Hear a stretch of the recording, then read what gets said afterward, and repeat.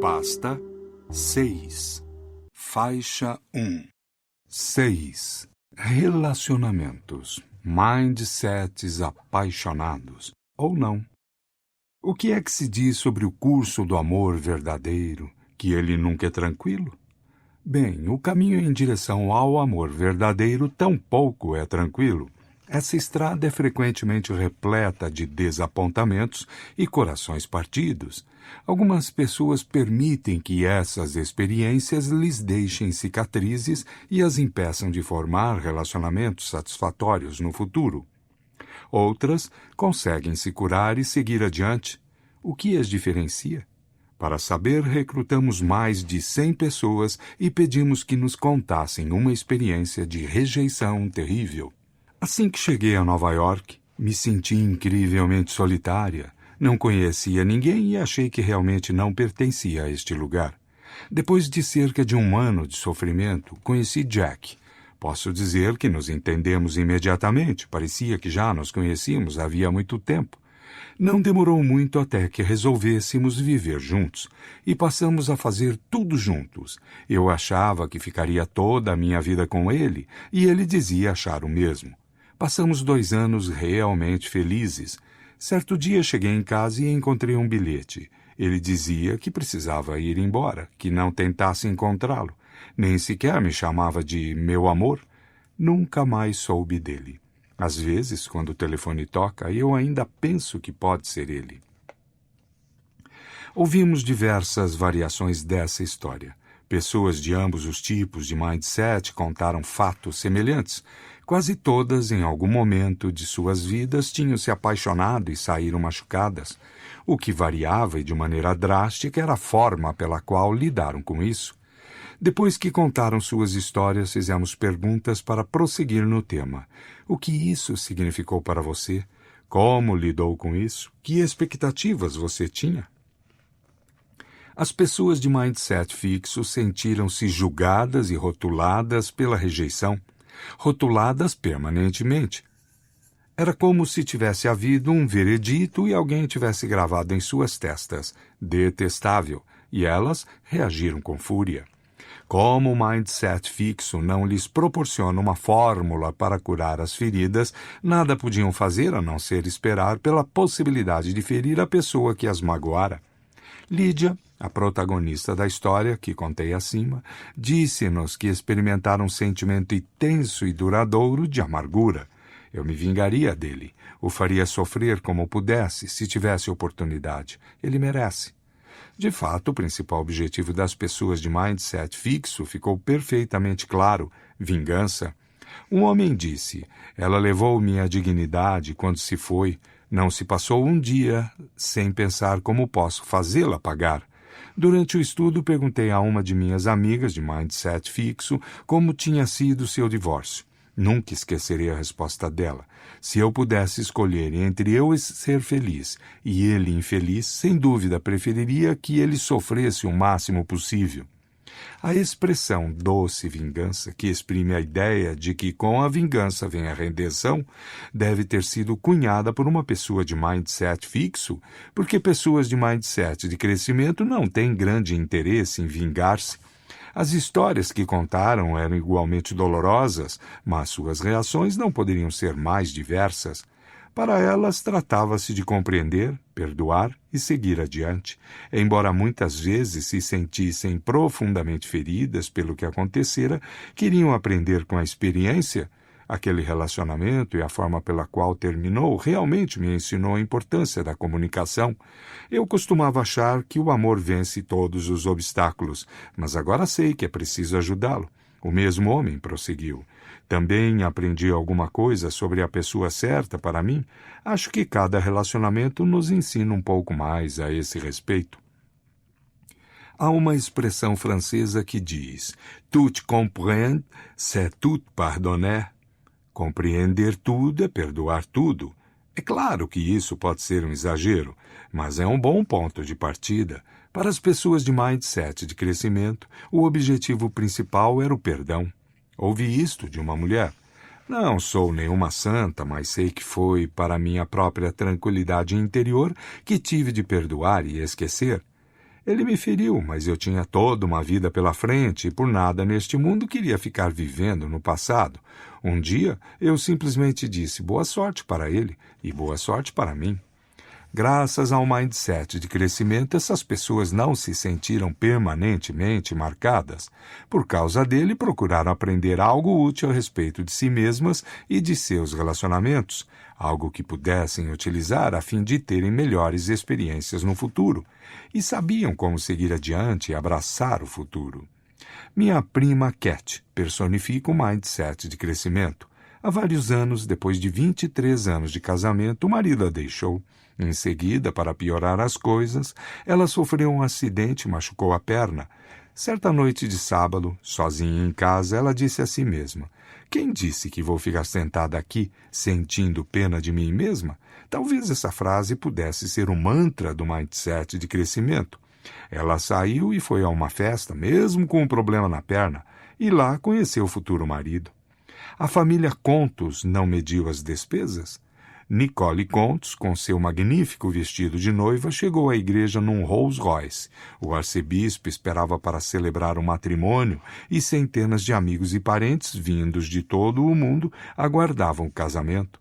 Tudo estava perfeito, até que um dos padrinhos se aproximou de Nicole e lhe deu a notícia. O noivo não viria. Pode-se imaginar o choque e a dor? Pensando nas centenas de convidados, a família resolveu manter a recepção e o jantar. Em seguida, reunindo-se em torno de Nicole, perguntaram o que ela queria fazer. Demonstrando grande coragem, ela mudou de roupa e, num vestido preto decotado, compareceu à festa e dançou sozinha a música I Will Survive. Não era a dança que ela havia esperado, mas isso a transformou em um símbolo de coragem na imprensa de todo o país no dia seguinte. Nicole foi como jogador de futebol que correu para o lado errado. Era um acontecimento que poderia tê-la marcado e diminuído. Em vez disso, engrandeceu-a.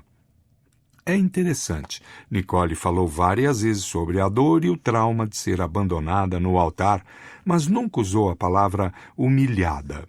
Se tivesse julgado a si mesma, sentindo-se uma pessoa falha e indigna, humilhada, teria saído correndo para se esconder.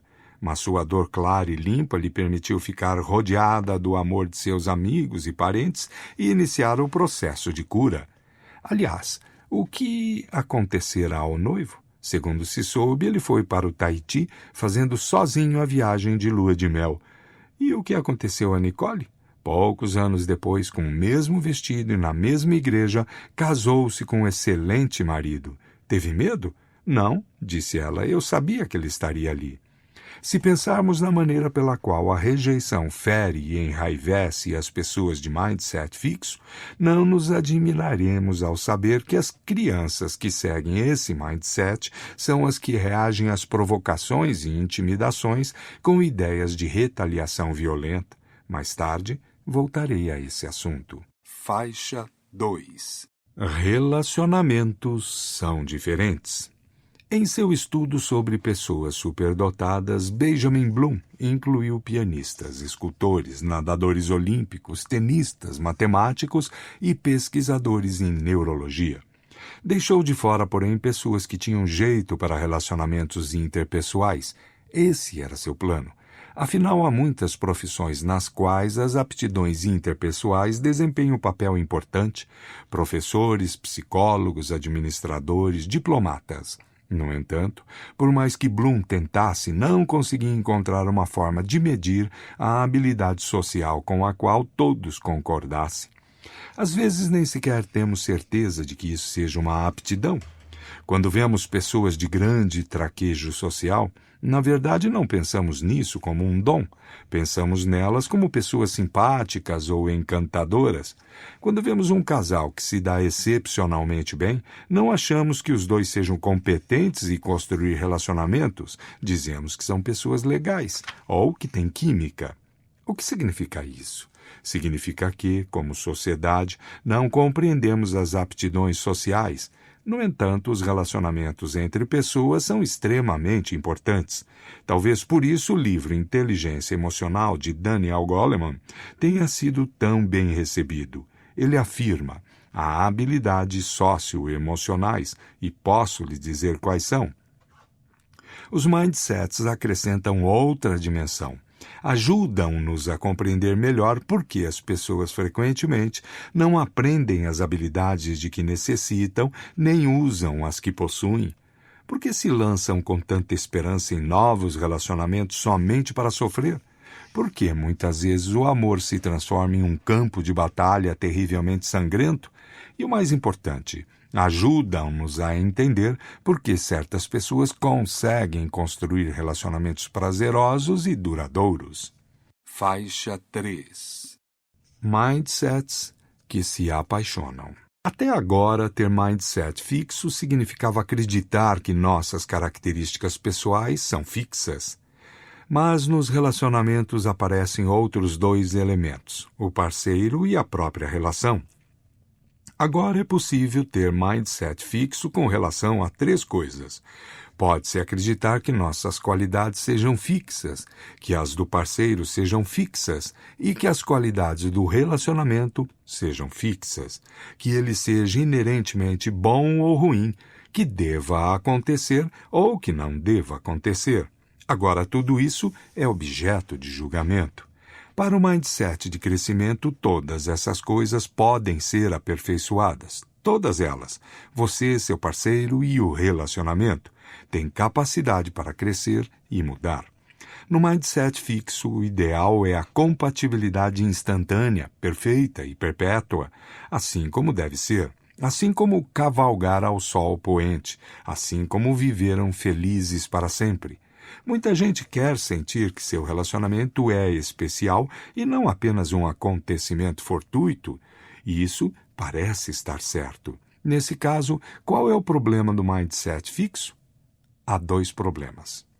Primeiro, se você precisa se esforçar, é porque não era para ser. Um problema é que pessoas de mindset fixo esperam que tudo o que é bom aconteça automaticamente. Os parceiros não se esforçam para ajudar um ao outro na solução de seus problemas ou para aprender novas habilidades. Isso acontecerá por mágica, por meio do amor entre ambos, um pouco como aconteceu com a Bela Adormecida, cujo estado de coma foi curado pelo beijo do príncipe, ou com Cinderela, cuja vida triste foi repentinamente transformada por seu príncipe. As amigas de Charlene lhe falaram sobre Max, um novo músico que tinha chegado à cidade, viera tocar violoncelo na orquestra sinfônica. Na noite seguinte, Charlene foi com as amigas assistir ao concerto e, quando foram aos bastidores ao final da apresentação, Max tomou a mão de Charlene e disse: "Da próxima vez, vamos fazer com que seja mais longo." Ela ficou impressionada com o jeito intenso e romântico dele e ele com os modos encantadores e a aparência exótica dela. Quando saíram, a intensidade aumentou. Pareciam entender-se profundamente, gostavam das mesmas coisas, restaurantes, analisar pessoas, viajar. Ambos pensavam, onde você estava esse tempo todo? No entanto, com o tempo, Max começou a se mostrar instável. Na verdade, ele era assim, mas logo de início não se notava. Quando estava de mau humor, preferia ficar sozinho. Charlene queria saber o que o estava perturbando, mas isso o irritava. "Deixe-me sozinho", insistia ele, cada vez com mais rispidez. Mas Charlene sentia-se desprezada. Além disso, seus momentos de mau humor nem sempre aconteciam em ocasiões convenientes. Às vezes, os dois tinham combinado de sair. Outras vezes, haviam planejado um jantarzinho a sós. Ou ele queria desistir, ou ela tinha de suportar o silêncio emburrado dele. Se ela tentava puxar uma conversa leve, ele se mostrava decepcionado. "Pensei que você tivesse me entendido." Os amigos, vendo que os dois se gostavam, insistiram para que se esforçassem para resolver o problema, mas ambos achavam, com muita tristeza, que, se o relacionamento fosse o que deveria ser, não seria preciso fazer esforço. Se o relacionamento fosse o que deveria ser, cada um seria capaz de compreender e respeitar as necessidades do outro. Assim, foram se afastando e acabaram por terminar o namoro. No mindset de crescimento, a excitante chama inicial também pode acontecer, mas as pessoas com esse mindset não esperam por passes de mágica. Acreditam que um relacionamento bom e duradouro decorra do esforço e da vontade de resolver as inevitáveis diferenças. Mas pessoas de mindset fixo não aceitam isso. Lembram-se da ideia fruto do mindset fixo de que quem tem talento não precisa se esforçar? A mesma crença se aplica aos relacionamentos. Se os parceiros são compatíveis, tudo deveria decorrer naturalmente. Todos os especialistas em relacionamentos, sem exceção, discordam dessa afirmação. Aaron Beck, renomado psiquiatra, diz que uma das crenças mais destrutivas de uma relação é esta: se é preciso que façamos esforço, deve haver algo seriamente errado em nosso relacionamento. John Gottman, eminente pesquisador de relacionamento, diz: todos os casamentos exigem um esforço para se manter nos trilhos. Há uma tensão constante, reticências, entre as forças que unem e as que podem separar. Assim como nas realizações pessoais, essa crença, a de que o sucesso não deveria exigir esforço, priva as pessoas do elemento mais importante para que o relacionamento floresça. Provavelmente por isso, muitas relações azedam, porque as pessoas acreditam que amar significa nunca precisar fazer nada que exija esforço. Leitura da mente. A noção de que casais deveriam ser capazes de ler a mente um do outro faz parte da crença na falta de necessidade de esforço. Nós somos um só. Meu parceiro deveria perceber o que penso, sinto e preciso, e eu deveria saber o que ele pensa, sente e precisa. Mas isso é impossível. A leitura da mente, em vez da comunicação, inevitavelmente sai pela culatra. Elaine Savage, notável psicóloga de famílias, conta o caso de Tom e Lucy. Depois de 3 meses juntos, Tom disse a Lucy que havia um descompasso no relacionamento dos dois. Lucy, lendo seus pensamentos, achou que Tom queria dizer que amava menos do que ela a ele. Sentiu-se desencorajada. Deveria romper a relação antes que ele o fizesse. No entanto, depois de uma sessão de terapia, Lucy reuniu coragem para descobrir o que ele queria dizer com aquilo. A verdade era que Tom usara um termo musical para comunicar seu desejo de afinar o relacionamento e levá-lo a um nível mais elevado. Quase caí na mesma armadilha. Havia conhecido meu marido poucos meses antes e tudo parecia estar indo muito bem. Mas uma tarde, quando estávamos juntos, ele me disse: preciso de mais espaço. Fiquei perplexa. Não podia acreditar no que ouvia. Estaria completamente enganada sobre nosso relacionamento. Finalmente reuni toda a minha coragem. O que você quer dizer com isso? Perguntei. Preciso que você chegue um pouquinho para o lado no sofá, para me dar mais espaço, respondeu ele. Ainda bem que perguntei. Concordar em tudo. É estranho acreditar na leitura dos pensamentos, mas isso faz sentido quando você percebe que muita gente de mindset fixo está convencida de que, num casal, ambos deveriam ter sempre a mesma opinião. Se para você é assim, não é preciso comunicação. Basta presumir que seu parceiro vê as coisas da mesma forma que você. Raymond Knee e seus colegas recebiam casais para debater as opiniões deles sobre seu relacionamento. Os de mindset fixo se sentiam ameaçados e agiam com hostilidade depois de falar até mesmo de pequenas discrepâncias na forma pela qual cada um via o relacionamento. Mesmo um desacordo pouco importante ameaçava a crença de que compartilhava as mesmas opiniões. É impossível a um casal compartilhar tudo o que o parceiro presume ou espera. Ele pode presumir que a mulher pare de trabalhar e passe a ser sustentada. Ela, que também contribuirá para as despesas. Um pode presumir que terão uma casa no subúrbio e o outro que viverão num ninho de amor boêmio. Michael e Robin haviam concluído a universidade e estavam prestes a se casar. Ele era do tipo que gosta de um lar na zona boêmia. Imaginava que depois do casamento iriam gozar a vida jovem e alegre de Greenwich Village. Por isso, ao encontrar o apartamento ideal, achou que ela ficaria encantada. Mas ela, quando o viu, ficou enlouquecida. Durante toda a vida tinha morado em apartamentos pequenos e apertados e estava vendo isso acontecer de novo. Achava que os casais devem morar em casas novas, com carros novos estacionados do lado de fora. Ambos sentiram-se traídos e não melhoraram muito depois disso. Os casais às vezes acreditam erroneamente que concordam sobre os direitos e deveres de cada um. Preencham o espaço em branco. Como marido, tenho o direito de. E minha mulher tem o dever de. Como esposa, tenho o direito de. E meu marido tem o dever de. Poucas coisas são capazes de enfurecer mais os parceiros do que a violação de seus direitos, e poucas coisas fazem um parceiro ficar mais furioso do que ver que o outro se sente autorizado a fazer alguma coisa que o primeiro não considera ser seu direito. John Gottman relata: entrevistei homens recém-casados que me disseram orgulhosamente: eu não vou lavar os pratos, nada disso, isso é coisa de mulher. 2 anos depois, as mesmas pessoas me perguntam: por que eu e minha mulher não fazemos mais sexo? É claro que um casal pode concordar em assumir os papéis tradicionais. Isso é problema deles. Mas é muito diferente de considerar isso um direito.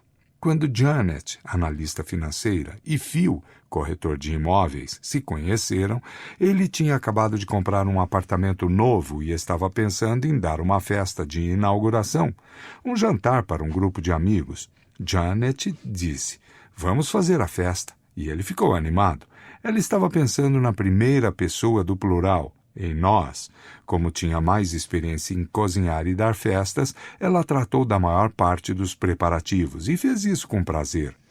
Ficou feliz em vê-lo contente com a possibilidade de realizar aquele evento. O problema começou depois que os convidados chegaram. Phil simplesmente foi à festa. Comportou-se como um convidado. Parecia que era ela quem tinha de fazer todo o trabalho. Janet ficou furiosa. A maneira madura de agir teria sido chamá-lo à parte e discutir o assunto, mas ela resolveu dar uma lição e também passou a agir como convidada. Felizmente, a presunção e a retaliação não se transformaram em rotina no relacionamento. Em vez disso, a regra foi a comunicação. Depois disso, os problemas passaram a ser debatidos e não presumidos. Um relacionamento sem esforço estará condenado ao fracasso e não será um bom relacionamento. É preciso se esforçar para se comunicar de maneira adequada e para descobrir e resolver esperanças e crenças conflitantes. Isso não significa que seja impossível viver felizes para sempre, mas provavelmente que se esforçaram felizes para sempre. Segundo, problemas indicam falhas de caráter. A segunda grande dificuldade decorrente do mindset fixo é a crença de que os problemas são sinal de deficiências profundas. Mas assim como não há grandes realizações sem dificuldades, também não há excelentes relacionamentos sem conflitos e problemas ao longo do caminho. Quando pessoas de mindset fixo falam de seus conflitos, atribuem culpa. Às vezes culpam-se, mas em geral culpam o parceiro e atribuem a culpa a um traço, uma falha do caráter. Mas não termina aí. Quando as pessoas culpam a personalidade do parceiro pelo problema, sentem-se irritadas e contrariadas em relação a ele. E não há saída. Como as características fixas são a origem do problema, este não pode ser resolvido. Assim, uma vez descobertas as falhas de seus parceiros, pessoas de mindset fixo passam a desprezá-los e a sentirem-se insatisfeitas com a relação como um todo. Por outro lado, pessoas de mindset de crescimento veem as imperfeições de seus parceiros e, mesmo assim, consideram o relacionamento satisfatório. Às vezes, pessoas de mindset fixo não querem enxergar os problemas do parceiro ou do relacionamento para não terem de se aborrecer. Todos achavam que Yvonne estava tendo um caso. Ela recebia telefonemas misteriosos, muitas vezes se atrasava para buscar as crianças na escola, passou a sair mais com as amigas à noite, outras vezes mostrava-se distraída. O marido, Charlie, achava que era apenas uma fase. Todas as mulheres passam por isso, dizia ele. Não significa que ela tenha um amante. O melhor amigo de Charlie insistiu para que ele averiguasse, mas Charlie achou que se enfrentasse a realidade e ela fosse negativa, seu mundo desmoronaria. No mindset fixo, ele teria de enfrentar a ideia de que, ou, 1. A mulher que amava era uma pessoa ruim, ou, 2. Ele não era bom o bastante e a afastara de si, ou, 3. O relacionamento estava irremediavelmente comprometido.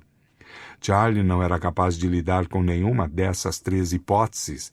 Não lhe ocorreu que há problemas que podem ser resolvidos, que ela estava mandando um recado que desejava desesperadamente que ele entendesse.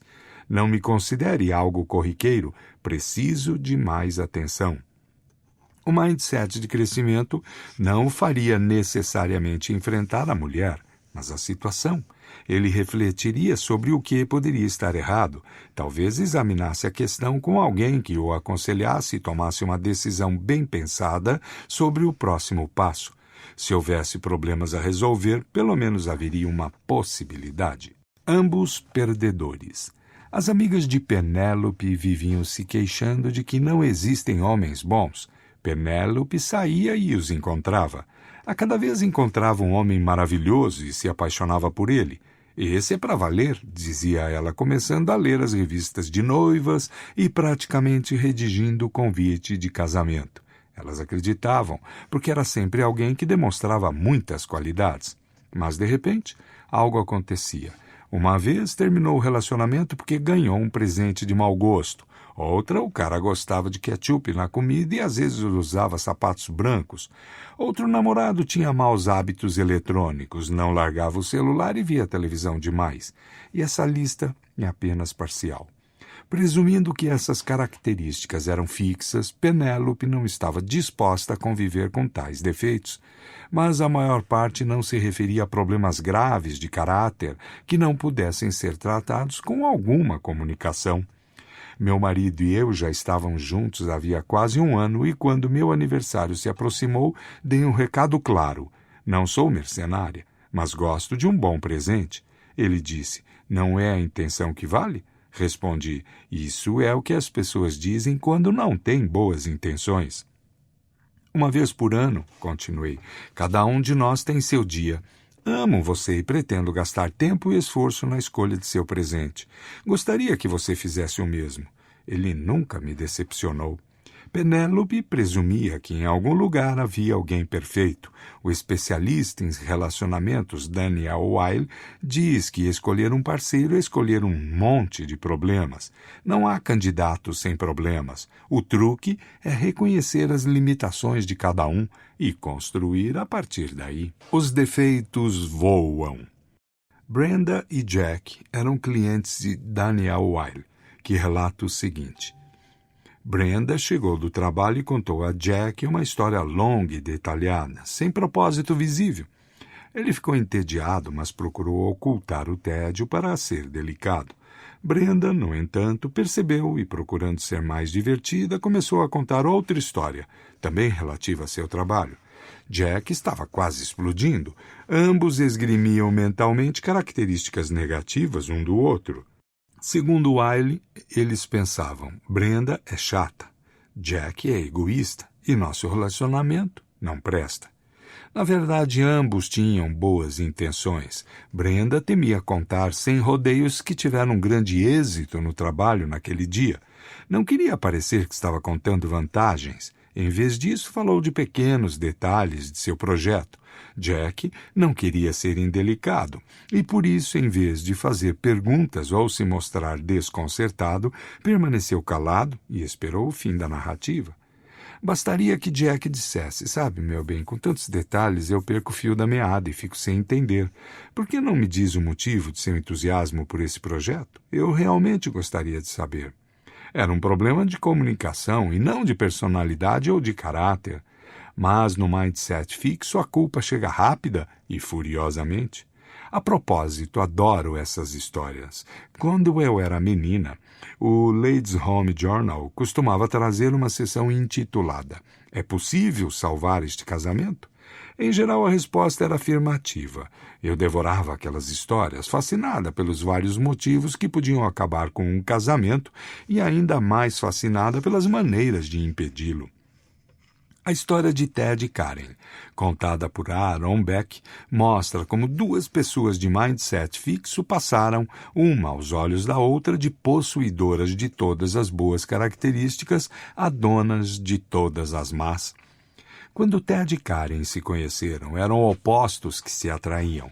Karen irradiava espontaneidade e leveza. Ted, um homem sério que levava nas costas o fardo do mundo, achou que a presença despreocupada dela transformava sua vida. Tudo o que ela diz e faz é encantador, rejubilava-se ele. Em troca, Ted representava a figura paterna, firme como uma rocha, que ela jamais tivera. Ele era exatamente o tipo de pessoa estável e confiável que podia lhe proporcionar uma sensação de segurança. Mas poucos anos depois, Ted considerava Karen uma cabeça de vento irresponsável. Ela nunca leva nada a sério.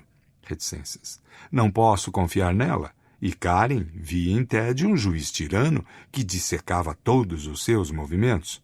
No final, o casamento foi salvo simplesmente porque o casal aprendeu a reagir um ao outro, não com rótulos raivosos, mas com ações prestativas.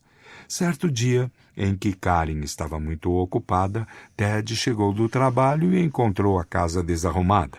Ele se irritou e pensou em reclamar, mas, utilizando o que aprendera com Beck, perguntou a si mesmo: qual é a reação madura? Respondeu a sua própria pergunta, começando a ajudá-la. Estava oferecendo apoio em vez de julgamento. É possível salvar este casamento? Aaron Beck aconselha os casais a nunca cultivar estes pensamentos de mindset fixo.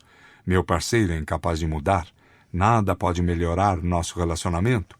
Essas ideias, diz ele, são quase sempre equivocadas. Às vezes é difícil não pensar assim, como no caso de Bill e Hillary Clinton. Quando era presidente, Clinton mentiu ao país e à mulher sobre seu relacionamento com Monica Lewinsky. Hillary defendeu: meu marido pode ter seus defeitos, mas nunca mentiu para mim. A verdade veio à tona, como em geral acontece, especialmente quando ajudada por um promotor especial. Hillary, traída e furiosa, tinha de decidir se Bill era um marido permanentemente ruim e indigno de confiança ou se era uma pessoa que precisava de ajuda. Esta é uma boa ocasião para destacar um ponto importante. A crença de que os parceiros têm potencial de mudança não deve ser confundida com a crença de que efetivamente mudarão. O parceiro tem de querer mudar, dedicar-se a mudar e agir concretamente para a mudança. O casal Clinton procurou aconselhamento e passou um dia por semana nesse processo durante um ano inteiro. Por meio do aconselhamento, Bill passou a entender que, por ser filho de pais alcoólatras, aprender a ter uma vida dupla.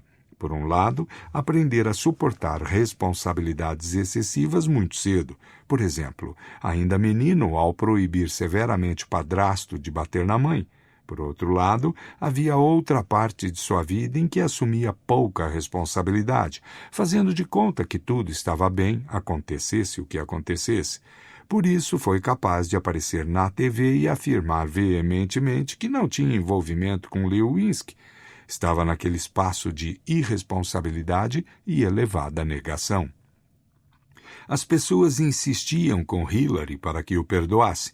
Certa noite, Stevie Wonder ligou para a Casa Branca e perguntou se podia visitá-la. Fizeram uma canção sobre o poder do perdão e a tocou para ela. Mas Hillary não perdoaria uma pessoa que considerava mentirosa e falsa. Somente perdoaria um homem que ela acreditasse estar dedicado a enfrentar seus problemas e que estivesse procurando se aperfeiçoar. Faixa 5. O parceiro como inimigo. Com um mindset fixo, em um momento seu parceiro é a luz de sua vida. No seguinte, é seu adversário. Por que as pessoas transformariam o ser amado em inimigo? Quando você fracassa em outros empreendimentos, é difícil ficar culpando outra pessoa.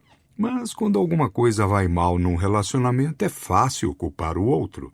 Com efeito, no mindset fixo há um número limitado de opções. Uma é culpar nossas próprias características permanentes.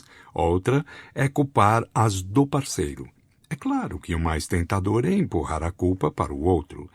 Como herança de meu mindset fixo, ainda sinto um ímpeto irresistível de me defender e responsabilizar o outro quando alguma coisa vai mal num relacionamento. A culpa não é minha. Para lidar com esse mau hábito, eu e meu marido inventamos uma terceira pessoa, um homem imaginário chamado Maurice. Sempre que começamos a pensar em quem botar a culpa, invocamos o pobre Maurice e a atribuímos a ele. Lembram-se de como é difícil perdoar para os que têm mindset fixo? Em parte, isso acontece porque se sentem marcados por uma rejeição ou pelo fim da relação. Mas também significa que, se perdoarem o parceiro ou a parceira, se o considerarem uma pessoa de bem, terão de assumir uma parcela maior da culpa. Se meu parceiro é uma boa pessoa, eu devo ser uma má pessoa. Deve ser minha a culpa. O mesmo pode acontecer com os pais. Se o relacionamento com um dos pais é complicado, de quem é a culpa? Se seus pais não o amaram bastante, eram eles maus progenitores ou você não merecia ser amado? São essas as assustadoras perguntas que nos perturbam no mindset fixo. A saída? Vivi muito esse dilema. Minha mãe não me amava. Durante a maior parte de minha vida, lidei com isso culpando-a e sentindo-me amargurada. Mas simplesmente me proteger já não me satisfazia. Eu ansiava por um relacionamento de amor com minha mãe. Ainda assim, a última coisa que eu queria ser era uma dessas crianças que suplicam a aprovação de um progenitor que se distancia. Então, compreendi uma coisa. Eu controlava uma parte do relacionamento, a minha parte. Podia ficar com a minha metade, pelo menos. Podia ser a filha amorosa que desejava ser. De certa forma, não importava o que ela fizesse, eu estaria sempre adiante de onde estava agora. Como isso terminou? Experimentei uma poderosa sensação de crescimento ao deixar de lado minha amargura e me apresentar ao relacionamento. O resto não é realmente importante, porque eu não estava em busca de reconhecimento, mas vou contar assim mesmo. Aconteceu uma coisa inesperada. 3 anos depois, minha mãe me disse: se alguém me dissesse que eu não amava meus filhos, eu me sentiria ofendida. Mas agora compreendo que isso era verdade. Não sei se isso era porque nossos pais não nos amavam, ou porque eu estava muito preocupada comigo mesma, ou porque eu não sabia o que era o amor. Mas agora eu sei. Desde aquela época até a morte dela, 25 anos depois, ficamos cada vez mais próximas. Já éramos pessoas animadas, mas ficamos ainda mais extrovertidas na presença uma da outra. Certa vez, depois que ela teve um derrame, os médicos me avisaram que ela não estava falando e que talvez nunca mais viesse a falar novamente. Entrei no seu quarto, ela me olhou e disse: Carol, adoro seu vestido. O que me permitiu dar aquele primeiro passo, escolher o crescimento e me arriscar a ser rejeitada. No mindset fixo, eu tinha a necessidade da culpa e da amargura. Isso fazia com que me sentisse mais virtuosa, mais poderosa e mais íntegra do que pensar que estava errada. O mindset de crescimento me permitiu deixar de lado a culpa e seguir em frente. O mindset de crescimento me deu uma mãe. Lembro-me de que quando éramos crianças e fazíamos alguma coisa errada, como deixar cair sorvete no sapato, virávamos para o nosso amigo e dizíamos: veja o que você me fez fazer. Culpar o outro pode fazer com que nos sintamos menos idiota, mas continuamos com sorvete no sapato e passamos a ter um amigo na defensiva. Num relacionamento, o mindset de crescimento nos permite passar além da culpa, compreender o problema e procurar resolvê-lo, junto com o outro. Faixa 6. Competição. Quem é o melhor? No mindset fixo, em que é preciso constantemente provar nossa competência, é fácil entrar em competição com o parceiro. Quem é o mais inteligente, o mais talentoso e o mais agradável? Susan tinha um namorado que se preocupava com o fato de que ela fosse o centro das atenções e ele um simples acompanhante. Se ela fosse alguém, ele seria ninguém. Mas Martin estava longe de ser ninguém. Era muito bem-sucedido, até mesmo reverenciado em seu campo de atividade. Era também bem apessoado e estimado. Então, no começo, Susan não deu importância a isso. Um dia foram a uma conferência fora da cidade. Chegaram separadamente e, ao se registrar no hotel, Susan conversara com os simpáticos funcionários da portaria. Na mesma noite, quando os dois passaram juntos pelo saguão, todos a cumprimentaram calorosamente. Martin apenas resmungou. Em seguida, tomaram um táxi para ir jantar. Próximo ao fim do trajeto, o motorista começou a elogiá-la. Trate bem dela. Sim, senhor, ela merece. Martin franziu a testa. O fim de semana inteiro foi assim, e quando voltaram para casa o relacionamento estava muito tenso. Martin não era ativamente competitivo, não procurava ofuscar Susan, simplesmente lamentava a popularidade dela, que parecia maior do que a dele. Mas alguns parceiros desistem com mais facilidade. Cynthia, uma cientista, era muito competente em quase tudo que fazia, tanto que deixava seus parceiros um pouco por baixo. Isso poderia não causar problemas se ela não acabasse sempre se aventurando no território deles. Ela se casou com um ator e começou a escrever peças e atuar nelas, magnificamente. Dizia que estava apenas procurando compartilhar a vida e os interesses dele. Logo, seu hobby começou a ofuscar de tal modo a carreira dele que ele achou que precisava se afastar do relacionamento para voltar a se encontrar. Ela acabou se casando com um músico que era excelente cozinheiro e, rapidamente, passou a tocar piano e a inventar receitas incríveis. Mais uma vez, o marido deprimido acabou por ir embora. Cynthia não deixava espaço para a identidade de seus parceiros, precisava se igualar a eles ou ultrapassá-los em quaisquer aptidões que tivessem. Há muitas maneiras adequadas de apoiar os parceiros ou demonstrar interesse em suas vidas. Essa não é uma delas. Faixa 7. Desenvolver-se no relacionamento. Quando as pessoas entram em um relacionamento, encontram um parceiro que é diferente delas e não sabem como lidar com as diferenças. Num bom relacionamento, elas desenvolvem essa capacidade e, à medida que o fazem, ambos crescem e o relacionamento se aprofunda. Mas, para que isso aconteça, é preciso que ambos sintam que estão do mesmo lado. Laura teve sorte. Podia ser egoísta e manter-se na defensiva, gritar e fazer cara feia, que James nunca tomava isso em termos pessoais e sempre achava que ela estava presente quando precisava dela. Por isso, quando ela se alterava, ele a acalmava e fazia com que falasse sobre o problema. Com o tempo, ela aprendeu a deixar de gritar e fechar a cara. À medida que a atmosfera de confiança aumentava, cada um começou a se interessar vitalmente pelo desenvolvimento do outro. James estava abrindo uma empresa e Laura passava horas com ele, debatendo os planos e alguns dos problemas que ele estava encontrando. Laura sempre sonhara em escrever livros infantis. James a fez falar de suas ideias e preparar um primeiro rascunho. Insistiu com ela para que entrasse em contato com um ilustrador conhecido. No contexto do relacionamento, cada um dos parceiros ajudava o outro a fazer as coisas que tinha vontade de fazer e tornar-se a pessoa que desejava ser. Não faz muito tempo eu conversava com uma amiga sobre a opinião de algumas pessoas a respeito da importância dos pais na educação de uma criança. Alguns acham que os pais não fazem grande diferença. Para explicar essa posição, ela comparava isso com o relacionamento num casamento. É como os parceiros em um casamento. Cada um chega a essa relação já completamente formado e não se deve pretender modificar o parceiro. Ora, não, respondi. Para mim, o casamento é justamente estimular o desenvolvimento do parceiro na mesma medida em que ele estimula o nosso. Mas eu não falava de uma coisa do tipo My Fair Lady, na qual se procura operar uma mudança completa no parceiro que passa a achar que não é bom bastante como é.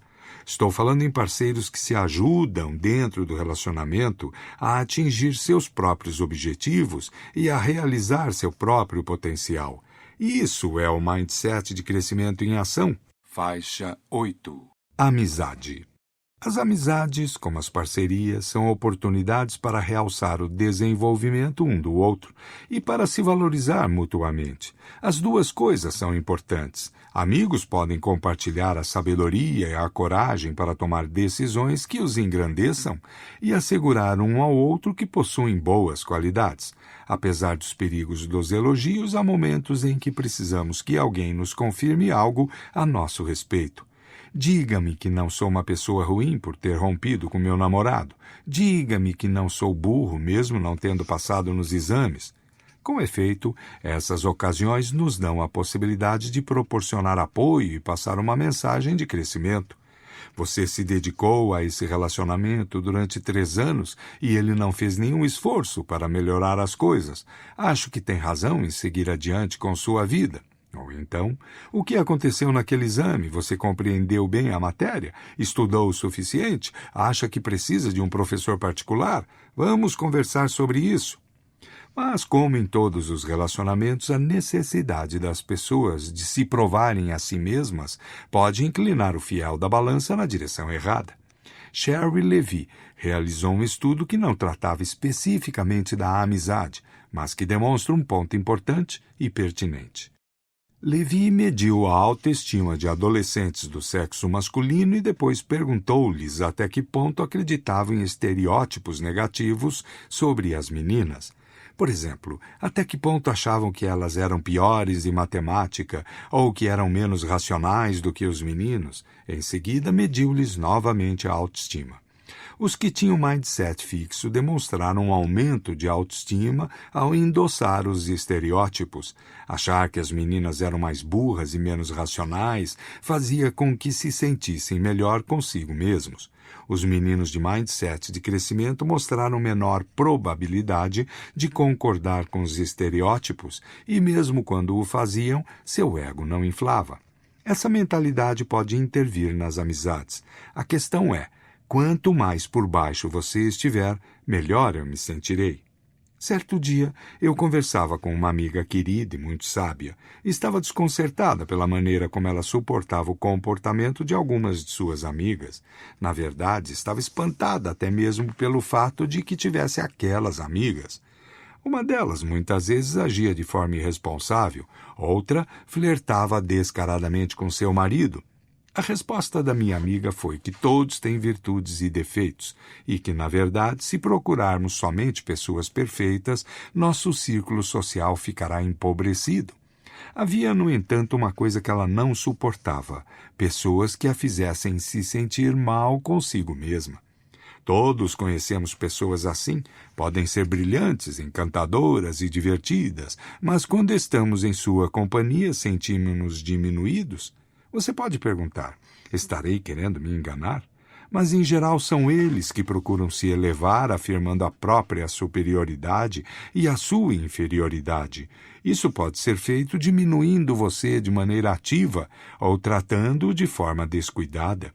De qualquer jeito, você é o veículo para a confirmação do valor deles e também é sua vítima. Eu estava na festa de 50 anos de uma amiga e a irmã dela fez um discurso, supostamente em sua homenagem. A irmã falou do insaciável apetite sexual de minha amiga e de como ela ficaria feliz se encontrasse um homem mais jovem para se casar, capaz de aguentar sua energia. Sempre de brincadeira, ela falou da aparência, da inteligência e da capacidade maternal de minha amiga. Depois de um elogio daquele tipo, lembrei-me do ditado: com amigos assim, você não precisa de inimigos. É difícil perceber quando os amigos não nos desejam o melhor. Certa noite tive um sonho muito nítido. Alguém, uma pessoa que eu conhecia bem, entrava em minha casa e tirava uma por uma todas as coisas de que eu mais gostava. No sonho, eu vi o que estava acontecendo, mas não sabia quem era. Num certo momento pedi ao intruso: por favor, poderia não levar este aí, que significa muito para mim? Mas a pessoa continuou a levar tudo que tinha valor. Na manhã seguinte, percebi quem era e o que aquilo significava. Durante todo o ano anterior, um amigo íntimo tinha me chamado muitas vezes para que eu o ajudasse em seu trabalho. Eu concordara. Ele estava muito tenso e, no início, fiquei satisfeito em usar em seu benefício a capacidade que possuía. Mas aquilo não tinha fim, não era recíproco e, além de tudo, ele me castigou. Não pense que você seria capaz de fazer um trabalho tão bom. Você pode me ajudar a polir meu trabalho, mas jamais seria tão criativa. Ele precisava me diminuir para se sentir bem. Meu sonho me avisava que era hora de tomar uma decisão. Receio que também tenha sido culpada por estar usando o mindset fixo, Não costumo diminuir ninguém, mas quando você precisa de afirmação, uso os outros para isso. Uma vez, quando eu ainda era estudante de graduação, tomei um trem para Nova York e me sentei ao lado de um empresário muito agradável. Em minha opinião, conversamos animadamente durante a viagem de 1h30, mas no final ele me disse: "Obrigado por me contar tudo sobre você." Fiquei surpresa. Ele era a pessoa ideal para me legitimar, bem apessoado, inteligente, bem-sucedido, e foi para isso que o usei. Eu não tinha demonstrado interesse por ele como pessoa, somente como espelho para minha excelência. Felizmente para mim, o que ele refletiu em seu espelho foi uma lição muito mais valiosa. A sabedoria convencional diz que nos momentos de necessidade é que sabemos quem são nossos amigos. Claro que essa opinião tem méritos. Quem fica a seu lado dia após dia quando você enfrenta problemas? No entanto, uma pergunta bem mais difícil é: a quem você pode recorrer quando acontecem coisas boas? Por exemplo, quando encontra um parceiro maravilhoso, quando recebe uma excelente proposta de emprego ou uma promoção, quando seu filho tem sucesso. Quem ficaria feliz em saber essas coisas? Seus fracassos e problemas não ameaçam a autoestima alheia. Para o ego, é fácil ser compreensivo em relação a uma pessoa necessitada. Suas boas qualidades e sucessos é que constituem problemas para as pessoas que alimentam a própria autoestima sentindo-se superiores. Faixa 9. Timidez. Sob certos aspectos, a timidez é o contrário do que estávamos comentando. Examinávamos pessoas que usam outras para se estimular. Os tímidos se preocupam com a possibilidade de que os outros os diminuam. Frequentemente têm receio de ser julgados ou de se envergonhar em situações sociais. A timidez pode impedir que as pessoas façam amigos ou desenvolvam relacionamentos. Quando estão em companhia de novos conhecidos, os tímidos admitem que se sentem ansiosos, seu coração dispara, seu rosto enrubesce. Eles evitam contato visual e podem tratar de terminar a interação o mais rapidamente possível. No fundo, os tímidos podem ser maravilhosos e interessantes, mas frequentemente não são capazes de demonstrar isso a pessoas até então desconhecidas, e sabem disso. O que os mindsets podem nos ensinar a respeito da timidez? Para descobrir, Jennifer Beer estudou centenas de pessoas, verificou seus mindsets, avaliou seu grau de timidez e os reuniu em pares para se conhecerem. Foi tudo filmado e mais tarde avaliadores treinados assistiram aos filmes para tirar conclusões. Beer descobriu primeiro que entre as pessoas de mindset fixo a incidência da timidez era maior. E isso faz sentido. O mindset fixo faz com que você se preocupe com o julgamento, o que pode torná-lo mais ansioso e preocupado. Mas havia muitos tímidos nos grupos de ambos os mindsets, e ao examiná-los mais de perto, ela descobriu algo ainda mais interessante. A timidez prejudicava a interação social das pessoas de mindset fixo, mas não as relações sociais das de mindset de crescimento. As avaliações dos observadores mostraram que, embora as pessoas tímidas, tanto as de mindset fixo quanto as de mindset de crescimento, se mostrassem muito nervosas nos primeiros 5 minutos de interação, a partir daí as tímidas de mindset de crescimento exibiam aptidões sociais muito maiores, eram mais simpáticas e criavam uma interação mais agradável. Na verdade, começava a parecer que não eram tímidas. Há bons motivos para que isso acontecesse. Para começar, os tímidos de mindset de crescimento consideravam as situações sociais como desafios. Embora se sentissem ansiosos, recebiam abertamente a possibilidade de conhecer uma nova pessoa. Os tímidos de mindset fixo, ao contrário, queriam evitar conhecer alguém que pudesse possuir traquejo social maior do que o deles. Disseram estar preocupados em não cometer erros. Assim, as pessoas dos dois tipos enfrentavam a situação com atitudes diferentes. Um grupo aceitava o desafio, o outro temia o risco.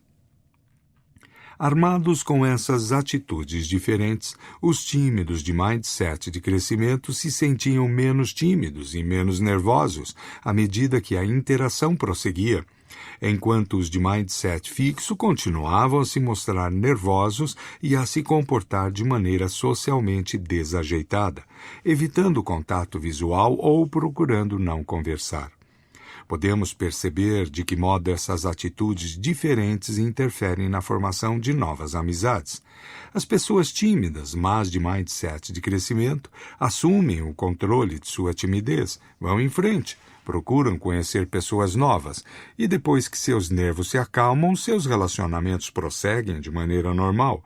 A timidez não as tiraniza. Mas nas pessoas de mindset fixo, a timidez assume o controle, faz com que elas se afastem de situações sociais com pessoas novas e, quando se veem numa dessas situações, não baixam a guarda e não esquecem seus temores. Scott Wetzeler, terapeuta e professor de psiquiatria, pinta o retrato de seu cliente George, uma imagem de pessoa tímida de mindset fixo. George era incrivelmente tímido, especialmente com mulheres. Ficava tão ansioso por parecer despreocupado, espirituoso e confiante, e tão concentrado em não se mostrar super ansioso e incompetente, que ficava paralisado e agia com frieza. Jean, uma bonita colega de trabalho, começou a flertar com ele, mas George ficou tão perturbado que passou a evitá-la. Certo dia ela se aproximou dele num café e sugeriu galantemente que a convidasse a se sentar junto a ele. Sem conseguir articular uma resposta inteligente para impressioná-la, ele acabou dizendo: "Para mim não faz diferença que você me acompanhe ou não." "George, o que você fez?" Estava procurando se proteger de uma rejeição, tentando não mostrar muito interesse, e também tentava acabar com aquela situação embaraçosa. Conseguiu, de forma estranha. Sem dúvida, não pareceu muito interessado e a interação terminou em seguida, pois Jean saiu dali rapidamente. George era exatamente igual às pessoas do estudo de Jennifer Beer, controlado pelo receio de julgamento social e impedido de fazer contato. Wetzeler, aos poucos, fez com que George abandonasse seu foco exclusivo na possibilidade de ser julgado. Acabou por compreender que Jean não pretendia avaliá-lo nem humilhá-lo, estava apenas tentando conhecê-lo. Quando o foco passou a ser o de desenvolver um relacionamento, em vez de estar sendo julgado, George tornou-se capaz de interagir com interesse. Apesar de sua ansiedade, aproximou-se de Jean, pediu desculpas por sua grosseria e convidou-a para almoçar. Ela aceitou e, além de tudo, não foi nem um pouco crítica como ele temia. Faixa 10. Bullies e vítimas. Vingança revisitada. Voltamos à rejeição, porque não é somente nos relacionamentos amorosos que as pessoas passam por terríveis rejeições. Isso acontece todos os dias nas escolas. Algumas crianças são vítimas desde a escola fundamental, são ridicularizadas, atormentadas e apanham das outras mesmo, não tendo feito nada de errado. Pode ser que isso ocorra porque tenham personalidade mais tímida, pela aparência, por sua história de vida ou por sua inteligência. Às vezes, não são suficientemente inteligentes, outras vezes inteligentes demais. Pode ser uma experiência cotidiana que transforma a vida em um pesadelo e provoca anos de depressão e raiva. Para piorar, frequentemente as escolas não tomam qualquer providência. Isso porque muitas vezes as coisas acontecem longe da vista dos professores, ou porque os protagonistas são os alunos mais populares da escola, como os atletas. Nesse caso, pode ser que as vítimas e não os bullies sejam consideradas problemáticas ou desajustadas. Como sociedade, até recentemente não prestávamos muita atenção. Então vieram os tiroteios nas escolas. Em Columbine, o caso mais notório, os 2 meninos tinham sido implacavelmente atormentados durante anos. Outro aluno, também objeto de maus tratos, contou o que sofreram no ensino médio. Nos corredores, os brutamontes os empurravam para dentro de armários e os xingavam enquanto os demais riam do espetáculo. No almoço, jogavam suas bandejas no chão e pisavam nelas ou atiravam comida sobre eles, enquanto as vítimas comiam e empurravam sua cabeça para dentro do prato. Nos vestiários, antes das aulas de educação física, os bullies os espancavam porque os professores não estavam por perto. Quem são os bullies? O bullying envolve julgamento. Trata-se de demonstrar quem é mais importante ou tem mais valor. As crianças mais fortes julgam as mais fracas. Acreditam que estas são seres humanos menos valiosos e fazem com que elas compreendam isso todos os dias. E é evidente o que os bullies obtêm com isso. Como os meninos do estudo de Sherry Levy aumentam sua autoestima. Não porque sua autoestima seja baixa, mas julgar e diminuir os outros lhes dá um acréscimo de autoestima. Os bullies também ganham status social com esses atos. Os demais os consideram interessantes, poderosos ou divertidos. Podem também temê-los. De qualquer forma, sua posição no grupo cresce. Nos bullies, há uma boa dose de pensamento derivado do mindset fixo. Algumas pessoas são superiores e outras inferiores. E os juízes são os próprios bullies. Eric Harris, um dos atiradores de Columbine, era um alvo perfeito. Tinha uma deformação no tórax, era baixo e um geek. Além disso, não era do Colorado. Foi impiedosamente julgado. Vítimas e vingança. O mindset fixo também pode ter algo a ver com a forma pela qual a vítima reage aos tormentos. Quando as pessoas se sentem profundamente julgadas, o que é o caso da rejeição, seu impulso é se sentir mal consigo mesmas e reagir duramente, impelidas pela amargura. Por terem sido cruelmente diminuídas, desejam revidar diminuindo alguém. Em nossos estudos, vimos pessoas perfeitamente normais, tanto crianças quanto adultos, reagirem à rejeição com violentas fantasias de vingança.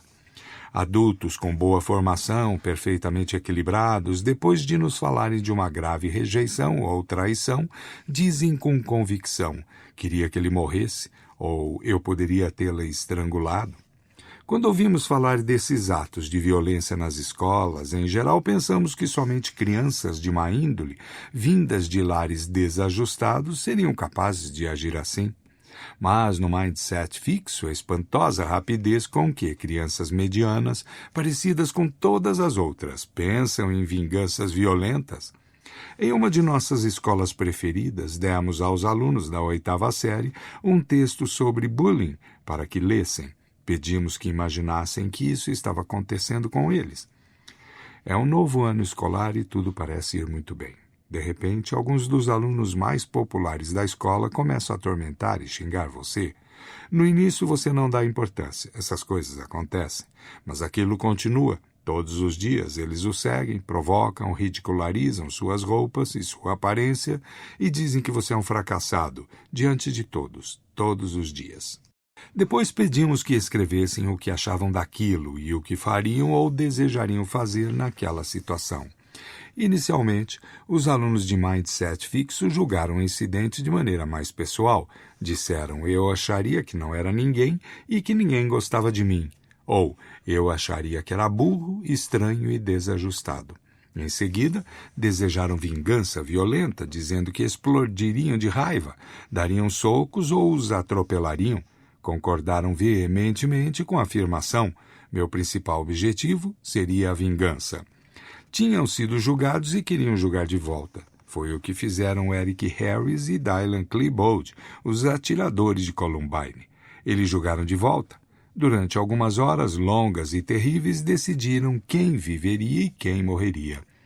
Em nosso estudo, os alunos de mindset de crescimento não se mostraram tão dispostos a considerar as provocações um reflexo do que realmente eram. Em vez disso, acharam que se tratava de um problema psicológico dos bullies, um meio que utilizavam para elevar seu status e sua autoestima. Acho que ele me provoca porque tem problemas em casa ou notas ruins na escola. Ou então, eles precisam ter vida própria e não somente sentir-se bem fazendo com que eu me sinta mal. Em muitos casos, planejava educar os atormentadores. Eu, na verdade, conversaria com eles, faria perguntas. Por que estão dizendo essas coisas e por que estão fazendo tudo isso comigo? Ou enfrentaria a pessoa e discutiria o assunto. Eu preferiria tentar mostrar a eles que não estavam sendo engraçados. Os estudantes de mindset de crescimento também concordaram veementemente neste ponto. Eu gostaria de acabar perdoando-os e meu objetivo principal seria ajudá-los a se tornar pessoas melhores. É duvidoso que conseguisse modificar ou educar pessoalmente alguns dos bullies.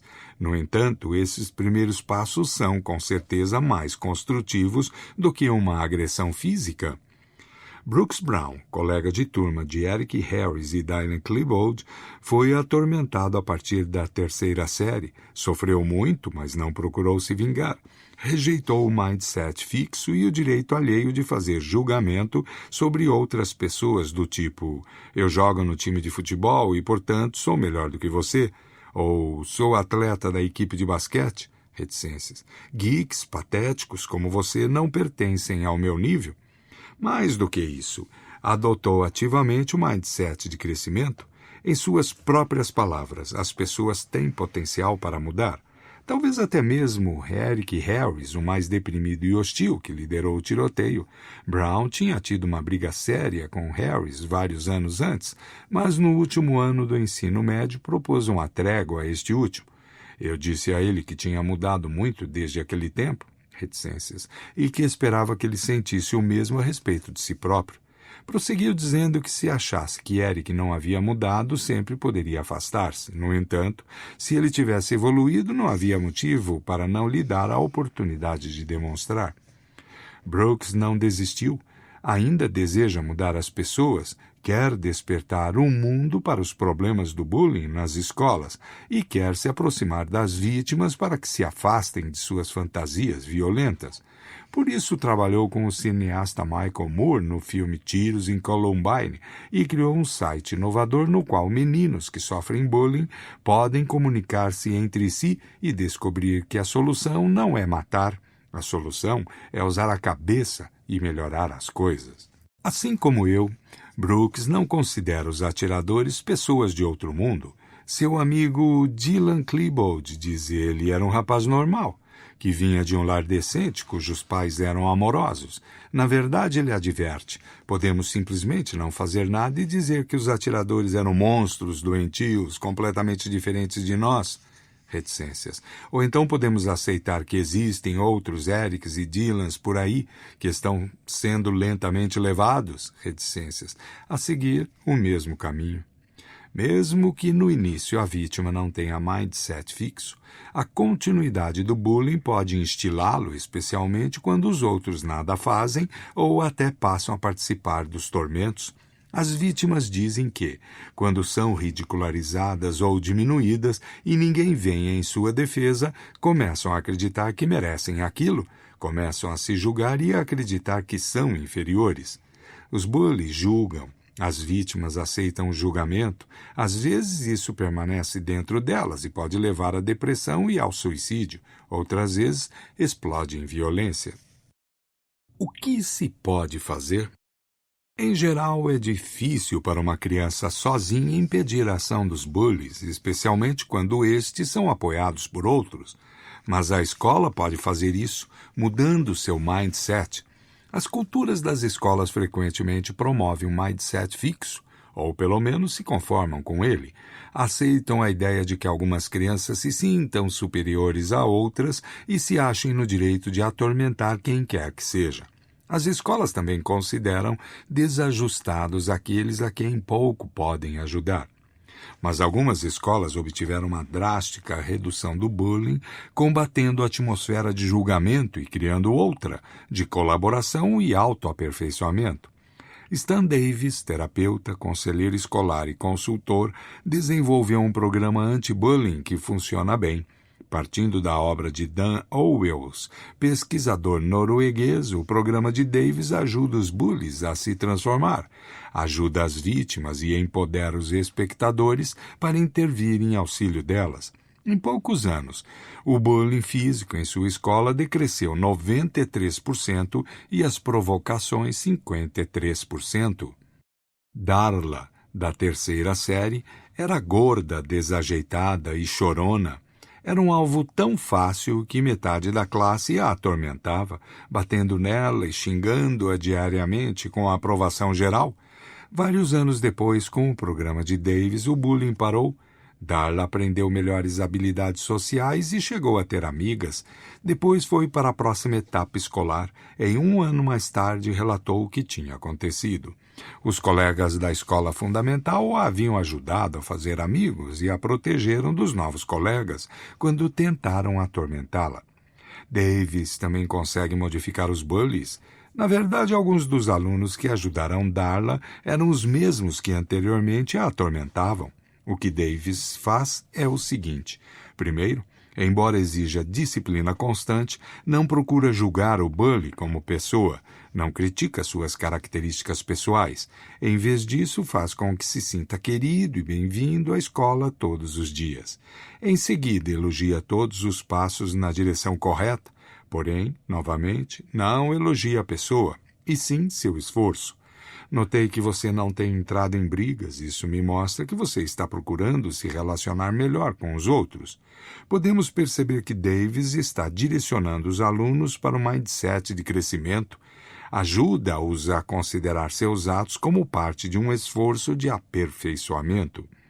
Mesmo que a mudança não seja intencional por parte dos bullies, eles agora podem tentar fazer com que seja assim. Stan Davis incorporou em seu programa nosso trabalho sobre elogios, críticas e mindsets, e tem funcionado bem. Eis uma carta que recebi dele. Prezada doutora Dewick, sua pesquisa modificou radicalmente a forma como trabalho com os alunos. Já estou vendo resultados positivos com o uso diferente da linguagem com a qual dou feedback aos jovens. No próximo ano, toda a nossa escola participará de uma iniciativa para aumentar a motivação dos estudantes baseada no feedback de crescimento. Cordialmente, Stan Davis.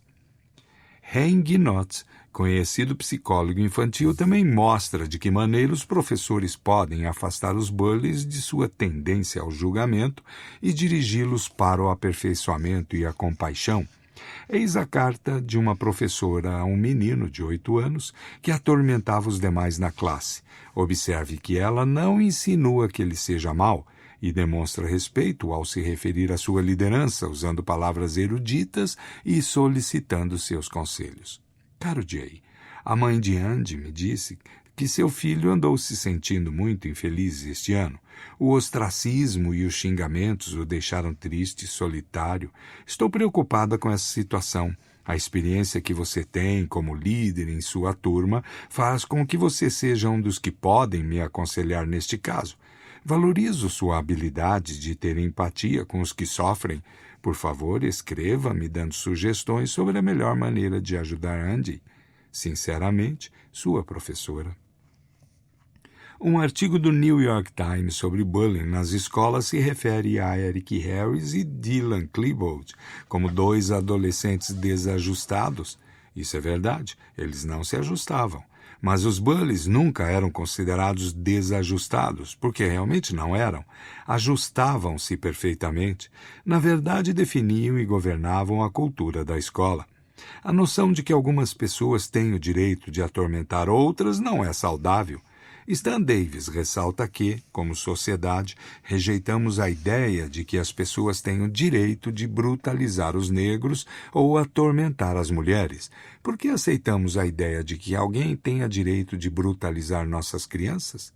Ao fazer isso, também estamos insultando os bullies. Estamos dizendo a eles que não acreditamos que sejam capazes de melhorar e perdemos a oportunidade de ajudá-los a melhorar. Desenvolva seu mindset. Depois de uma rejeição, você se sente julgado, amargurado e vingativo?